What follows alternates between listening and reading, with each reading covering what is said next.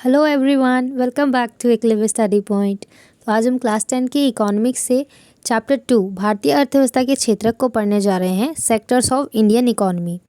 ठीक है। और चैप्टर स्टार्ट करने से पहले मैं आपको बताना चाहूँगी, अगर आप हमारे टेलीग्राम ग्रुप को ज्वाइन करना चाहते हैं तो क्लास 10 ESP ग्रुप सर्च करके आप हमारे टेलीग्राम ग्रुप को ज्वाइन कर सकते हैं। ठीक है, तो चलिए स्टार्ट करते हैं। तो सबसे पहले मैं आपको चैप्टर स्टार्ट करने से पहले इस चैप्टर का ओवरव्यू दे देती हूँ। इस चैप्टर में बेसिकली हम ये देखने जा रहे हैं कि जो हमारी अर्थव्यवस्था है उसको कितने क्षेत्रों में बांटा गया है। तो बेसिकली इसको 3 क्षेत्रों में बांटा गया है, 1, 2 एंड 3। तो जो हमारा पहला है उसमें आता है आर्थिक गतिविधियों के अनुसार, जिसको हम प्राथमिक, द्वितीय और तृतीय के अनुसार बांटते हैं। ठीक है। और जो दूसरा होता है हमारा, वो लोगों के नियोजित होने के अनुसार होता है। मीन्स जो लोग हैं वो क्या काम कर रहे हैं, उनके जो काम करने की जो शर्तें हैं वो क्या हैं। ठीक है। और जो तीसरा होता है हमारा कि उत्पादन और सेवाएं, मतलब जो उत्पादन और सेवाएं जो हमें मिल रही हैं उसका स्वामी कौन है, वो उसका मालिक कौन है। ठीक है। तो जो हमारा पहला होता है उसमें होता है हमारा प्राथमिक, द्वितीय और तृतीय। और जो दूसरा हमारा होता है जो लोगों के काम के अनुसार होता है वो होता है संगठित और असंगठित। ठीक है। और जो हमारा थर्ड टाइप होता है जिसमें हम मालिक के अनुसार बांटते हैं कि जो हमें सेवाएं मिल रही हैं और जो उत्पादन हो रहा है उसका मालिक कौन है, तो उसमें होता है हमारा निजी और जो सरकारी होते हैं वो 2 टाइप के होते हैं। ठीक है, जो निजी और सार्वजनिक तरीके के होते हैं। तो ठीक है, चलिए तो आगे हम चैप्टर स्टार्ट कर देते हैं। तो सबसे पहले हम देखेंगे प्राथमिक क्षेत्र। प्राथमिक क्षेत्र क्या होते हैं? जब हम किसी भी प्राकृतिक संसाधनों जैसे कि कृषि, खनन, मत्स्य पालन आदि उद्योगों का उपयोग करके किसी वस्तु का उत्पादन करते हैं तो इसे प्राथमिक क्षेत्र की गतिविधि कहा जाता है। फॉर एग्जांपल, अगर मछली पालन हो रहा है, गाय का दूध निकाला जा रहा है, उसको बेचा जा रहा है, कोई भी चीज़ जो प्रकृति से जुड़ी हुई हो उसको हम प्राथमिक क्षेत्र में देखते हैं। ठीक है। और जिसमें खनन हो सकता है, मत्स्य पालन और आदि हो सकता है, जिसको हम प्राथमिक गतिविधियाँ कहते हैं। और इस क्षेत्र को कृषि एवं सहायक क्षेत्र भी कहा जाता है, क्योंकि ये नेचर से रिलेटेड होता है। All the things related to कृषि से रिलेटेड होती हैं सारी चीज़ें ज़्यादातर, जिसमें सारी चीज़ें हमें नेचर से मिल रही होती है और नेचर के थ्रू जो चीज़ें हमें मिलती है हम उसी से उत्पादन करते हैं। तो इस वजह से इसको प्राथमिक गतिविधि और इसको कृषि एवं सहायक क्षेत्र भी कहा जाता है। और जो नेक्स्ट है हमारा वो है द्वितीय क्षेत्रक। द्वितीय क्षेत्रक में क्या होता है कि जो हमें प्राकृतिक से उत्पादित जो चीज़ें होती हैं उनका विनिर्माण प्रणाली के द्वारा ना अन्य रूपों में परिवर्तित कर दिया जाता है, जिसको हम द्वितीय क्षेत्र की गतिविधि कहते हैं। अगर मैं एग्जांपल की बात करूँ, मान लीजिए कि किसी ने गेहूँ उगाया और उस गेहूँ से बिस्किट बन जाता है, या फिर किसी ने कपास उगाया और उस कपास से हम सूती का कपड़ा बना देते हैं। तो वो जो चीज़ होती है विनिर्माण के थ्रू होती है, जिसको हम कपास से कपड़ा बन जाना, जिसको हम कहते हैं द्वितीय क्रिया। ठीक है। और द्वितीय क्रिया की गतिविधियाँ। ठीक है। और इसे जो है औद्योगिक क्षेत्रक भी कहा जाता है, क्योंकि इसमें अधिकतर चीज़ें क्या होती है वो फैक्ट्री से जुड़ी होती हैं, क्योंकि इसमें विनिर्माण किया जाता है। जो हमें प्राथमिक चीज़ें मिलती हैं उनका विनिर्माण किया जाता है, उनका रूप बदला जाता है। तो ये चीज़ें क्योंकि ना उद्योगों से जुड़ी होती हैं, इसलिए इसको औद्योगिक क्षेत्रक भी कहा जाता है। अगर मैं एग्जांपल की बात करूँ तो चीनी उद्योग, कागज़ उद्योग, ये सारी चीज़ें जो हैं प्राथमिक गतिविधियों पर ही निर्भर करती हैं, क्योंकि हमें पेड़ मिलेंगे तभी हम कागज़ बनाएंगे, राइट। और नेक्स्ट हमारा आ जाता है तृतीय क्षेत्रक। इस क्षेत्रक में ना कोई वस्तु भी होती है।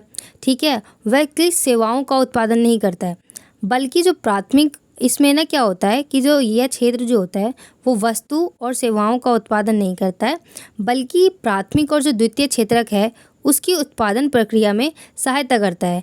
मान लीजिए अगर किसी ने गेहूँ उगाया, ठीक है, और उस गेहूँ का अगर बिस्किट बन जाता है तो उस बिस्किट को कंज्यूमर तक पहुंचाने के लिए, कस्टमर तक पहुंचाने के लिए आपको ट्रक चाहिए, गाड़ी चाहिए, और उस गाड़ी को चलाने के लिए कोई इंसान चाहिए, है ना।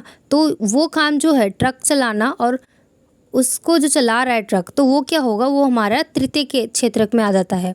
अगर मैं और एग्जाम्पल की बात करूँ तो क्योंकि इसमें ज़्यादातर हमें सेवाओं का उत्पादन होता है, इसमें कोई वस्तु का उत्पादन नहीं होता है तृतीय क्षेत्र में, इसमें सेवाओं का उत्पादन होता है। तो जैसे वकील, डॉक्टर, तो ये क्या कोई वस्तु थोड़ी ना उत्पादन हो रहा है यहाँ पे हमें सिर्फ सेवाएं मिल रही हैं, कूली। तो ये सारी चीज़ें क्या जहाँ पर हमें सेवाएं मिलती है वो होता है तृतीय क्षेत्रक। और जो हमारा प्राथमिक, द्वितीय और जो तृतीय क्षेत्रक हैं वो तीनों ना आपस में जुड़े हुए हैं। क्योंकि अगर देखिए, अगर गेहूँ नहीं उत्पादन होएगा तो उस गेहूँ का बिस्किट नहीं बनेगा, राइट। और अगर उस गेहूँ के बिस्कुट नहीं बनते हैं और अगर बिस्कुट बन भी जाते हैं तो उस बिस्कुट को कस्टमर तक पहुंचाने के लिए तृतीयक क्षेत्रक का होना ज़रूरी है, राइट। तो ये जो तीनों सेक्टर्स है वो अपने आप आपस में जुड़े हुए हैं। प्राथमिक जैसे जैसे डेवलप होगा, अगर मान लीजिए प्राथमिक डेवलप होता है तो उसी के साथ द्वितीयक भी डेवलप होगा, और फिर उसी के साथ क्या होगा, जैसे जैसे ये दोनों डेवलप होंगे उसी के साथ जो हमारा तृतीय क्षेत्रक है वो धीरे धीरे और बढ़ता हुआ चला जाएगा। और जो तृतीय क्षेत्रक है इसको हम, क्योंकि इसमें ज़्यादातर सेवा का उत्पादन होता है, इसलिए हम इसको सेवा क्षेत्रक भी कहते हैं। तो आई होप कि आपको यहाँ तक समझ में आ रहा होगा, ठीक है। और फिर आगे देखते हैं हम कि इसमें क्या होता है कि जैसे मैंने अभी बताया कि तीनों सेक्टर आपस में जुड़े हुए होते हैं, राइट।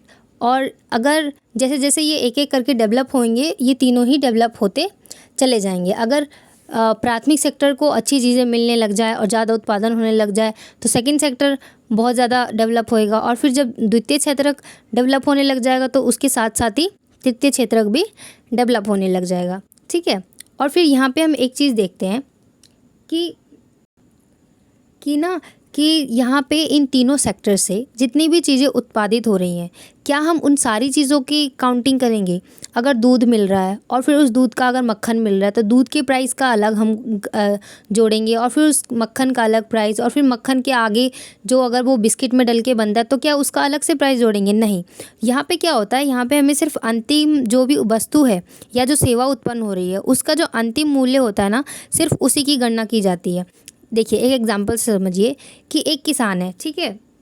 उस किसान ने गेहूँ उगाया और उस गेहूँ को उगाकर उसने आगे मिल में दे दिया, ठीक है। और फिर उस मिल वाले ने उसको आटा बनाकर और किसी फैक्ट्री को दे दिया, और फैक्ट्री वाले ने क्या किया, उसमें मक्खन घी वगैरह मिलाकर बिस्किट बना दिए और उस बिस्किट को किसी शॉपकीपर को दे दिया बेचने के लिए, ठीक है।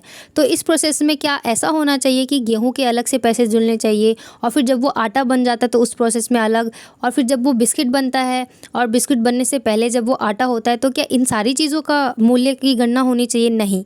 इसमें क्या होता है कि इन जितने भी इंटरमीडिएट यानी बीच की जितनी भी चीज़ें सारी होती है ना, उसकी गणना नहीं की जाती है। जो हमारा अंतिम वस्तु होता है, मीन्स जो हमारा लास्ट में बिस्किट बना है, वो जब कस्टमर के पास जाएगा तो उस बिस्किट की जितनी मूल्य होगी ना, वही हमारा अंतिम वस्तु का मूल्य होगा, और उसी को हम काउंट करते हैं, उसी को हम गिनते हैं। क्योंकि देखिए लास्ट में जो बिस्किट बना है उसी प्राइस में वो सारी चीज़ों का प्राइस जुड़ा हुआ है, राइट। और क्योंकि उसी सारी चीज़ों का प्राइस उस बिस्किट में जुड़ा हुआ है, तो इस वजह से हम ऐसा तो नहीं करेंगे ना कि एक ही चीज़ की दो दो बारी हम गणना करेंगे, नहीं।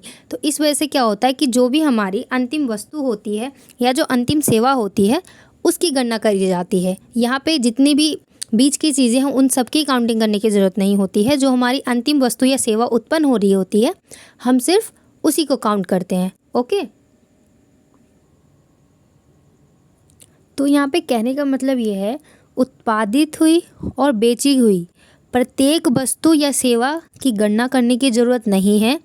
केवल जो अंतिम वस्तु है और जो सेवा है उसकी गणना ही औचित्य है, उसकी गणना का ही औचित्य है, ठीक है।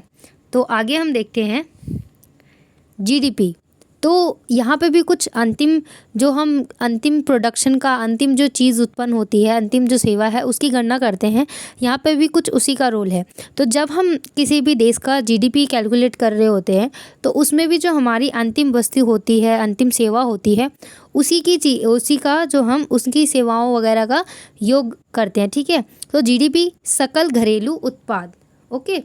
और इसका अर्थ है कि किसी विशेष वर्ष में, किसी भी पर्टिकुलर ईयर में, किसी भी वर्ष में प्रत्येक क्षेत्र, जितने भी क्षेत्रक है, प्राथमिक द्वितीय और तृतीय जितने भी क्षेत्रक हैं, उनसे जितनी भी चीज़ें उत्पादित हुई हैं उनके अंतिम वस्तु और जो सेवा है उनका योग ही, और उनके योग का जो फल होता है उसी को जीडीपी कहते हैं।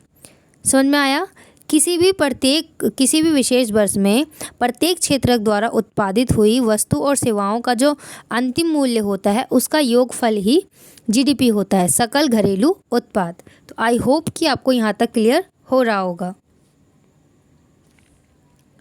और आगे हम देखते हैं, यहाँ पे हम पहले अल्प बेरोजगारी समझने से पहले हम देखेंगे खुली बेरोजगारी क्या होती है। नाम से पता चल रहा है जैसे कि खुली बेरोजगारी, इसमें क्या होता है कि जिनके पास ना कोई रोजगार नहीं होता है, खाली बैठे हुए होते हैं और बेकार में बस ऐसे ही खाली बैठे हुए होते हैं, उनको कहते हैं खुली बेरोजगारी।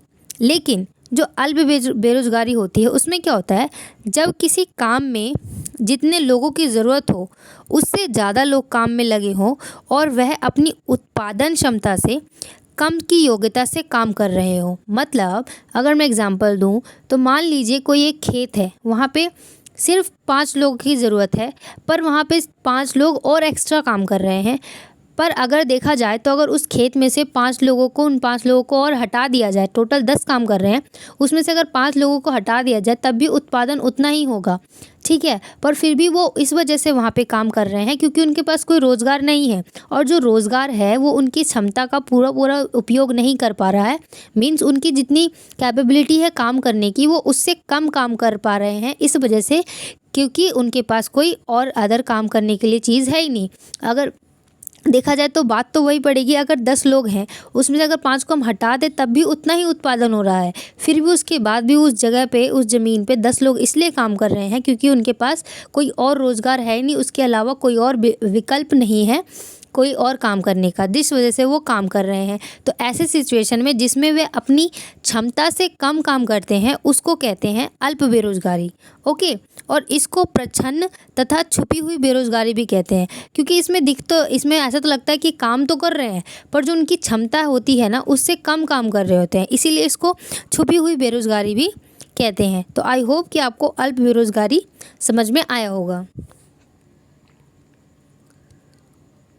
और देखिए, क्योंकि यहाँ पे ना कई ऐसी चीज़ें हो रही हैं तो जिसकी वजह से ना कि ऐसे कुछ उपाय तो होने चाहिए ना, जिसकी वजह से जो लोगों के पास जो बेरोज़गारी है उसको कम किया जाए, लोगों के पास जो काम है वो अपनी क्षमता से कम उपयोग कर रहे हैं उसको ठीक किया जाए। तो इसके लिए या तो हो सकता है कि किसानों को बांध बनवा के दिया जाए, ठीक है, जिससे उनको पानी का मिले अच्छे से, और जिसकी वजह से वो पानी मिलने की वजह से ना हमेशा काम करते रहें, वो कभी बेरोज़गार ना बैठें, ठीक है। और या तो उनको अच्छे अच्छे इक्विपमेंट्स दिए जाएँ ताकि वो काम कर सके, राइट, और उनको जॉब्स वगैरह दी जाए। पर लेकिन ये सब चीज़ें क्या होंगी, लॉन्ग टर्म के लिए होगी, पर शॉर्ट टर्म के लिए, जिससे कि तुरंत उनको काम मिले और तुरंत वह कमा पाए, उसके लिए क्या, तो उसके लिए आया राष्ट्रीय ग्रामीण रोजगार गारंटी अधिनियम 2005।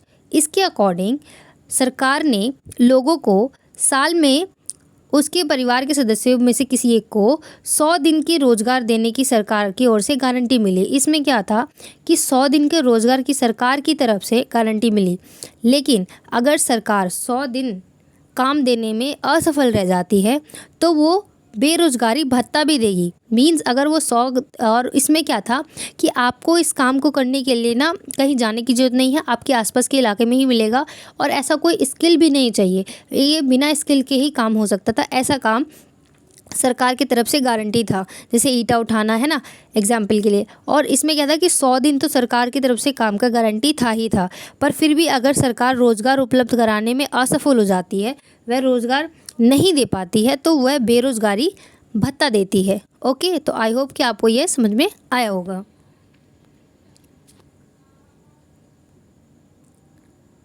तो अब हम देखते हैं कि जो लोग काम कर रहे हैं वो उनके काम करने की जो शर्तें हैं उनके अकॉर्डिंग किस तरह से वहाँ पे बांटा गया है क्षेत्रकों को, उसको 2 टाइप्स में बांटा गया है, संगठित क्षेत्र और असंगठित क्षेत्र। तो सबसे पहले हम देखते हैं संगठित क्षेत्र। तो जो संगठित क्षेत्र होता है उसमें ना उद्यम अथवा कार्य स्थान आते हैं, वे उद्यम और कार्य स्थान आते हैं जहाँ रोजगार की अवधि नियमित होती है कि इतने दिन का काम ही करना है, और इसीलिए जो लोगों के पास ना सुनिश्चित काम होता है कि वे कभी बेरोजगार नहीं बैठेंगे, जितने टाइम के लिए वो काम है वो रहेगा ही। और ये जो क्षेत्रक होते हैं ना वो सरकार द्वारा पंजीकृत होते हैं और उन्हें सरकारी नियमों और जो विनियम होते हैं, सरकार के जितने भी नियम वगैरह होते हैं उसका अनुपालन करना होता है। और इन नियमों एवं विनियम में जितने भी अनेक विधियाँ होती है, जैसे कारखाना अधिनियम, न्यूनतम मजदूरी अधिनियम, सेवा अनुदान अधिनियम, इन सारी ये जो चीज़ें होती है इनका उल्लेख किया जाता है। ओके, तो इसमें क्या होता है, ये सारी चीज़ें क्या होती हैं, सरकार के नियमों के द्वारा होती हैं। और इसमें जो रोज़गार होता है वो निश्चित अवधि के लिए होता है, ठीक है। और काम में लगने से पहले उनको एक पूरा प्रॉपर नोटिस लेटर दिया जाता है। इनके साथ क्या होता है, इनको छुट्टियां भी मिलती है और उस छुट्टी के पैसे भी नहीं कटते हैं। और सारी चीज़ें सरकार से जुड़ी हुई होती है, सरकार के नियमों का पालन करती है। लेकिन जो हमारा असंगठित क्षेत्र होता है, इसमें क्या होता है ना, कोई भी छोटी छोटी ऐसी बिखरी हुई इकाइयाँ आती हैं। उसमें तो बड़े बड़े उद्यम और वगैरह फैक्ट्रियाँ आती हैं जहाँ पे लोग काम करते हैं। पर जो असंगठित क्षेत्र होता है उसमें छोटी छोटी और जो बिखरी हुई इकाइयाँ होती हैं, जैसे शॉप्स वगैरह है ना, जो कि अधिकांश ना सरकारी नियंत्रण से बाहर होती हैं। संगठित में क्या होता है, वो सरकार के नियंत्रण में होती है, परंतु जो असंगठित क्षेत्र होते हैं वो सरकार के नियंत्रण से बाहर होती है। और इस क्षेत्र के जो नियम होते हैं और जो विनियम होते हैं वो होते हैं, परंतु उनका अनुपालन नहीं होता है। इस क्षेत्रों के भी जो नियम होते हैं वो बने हुए होते हैं, पर उनका पालन नहीं किया जाता है। और इसमें ना कम वेतन वाले रोजगार होते हैं और ये प्रायः नियमित नहीं होते। मीन्स इनको कभी भी हटाया जा सकता है, कभी भी लगाया जा सकता है। ये नियमित नहीं होते और यहाँ पे वेतन भी कम दिया जाता है। और इसमें काम करने के भी घंटे फिक्स नहीं होते हैं। इनसे अनलिमिटेड काम करवाया जा सकता है और रोज़गार के अलावा उनका वेतन भी कम दिया जा सकता है। और यहाँ ना भविष्य के अतिरिक्त समय में काम करने अगर एक्स्ट्रा काम करते हैं, एक्स्ट्रा टाइम लगाते हैं तो उसके कोई एक्स्ट्रा पैसे नहीं। अगर कोई छुट्टी लेते हैं तो उसके पैसे अलग से कटेंगे। और इनको कोई संडे जैसा छुट्टी भी नहीं मिलता है। अगर बीमारी के कारण छुट्टी होती है तब भी इनको कोई पैसे नहीं मिलेंगे। इसमें असंगठित क्षेत्र में ऐसा कोई प्रावधान नहीं होता है, परंतु जो संगठित क्षेत्र होता है उसमें सभी प्रावधान होते हैं। उनको प्रॉपर छुट्टी भी दी जाती है। अगर बीमारी के कारण छुट्टी होती है तो उसमें भी पैसे दिए जाते हैं, ठीक है। परंतु जो असंगठित क्षेत्र होता है उसमें ऐसा कुछ भी प्रावधान नहीं होता है। और इनके जो रोज़गार होते हैं वो सुरक्षित बिल्कुल भी नहीं होते हैं।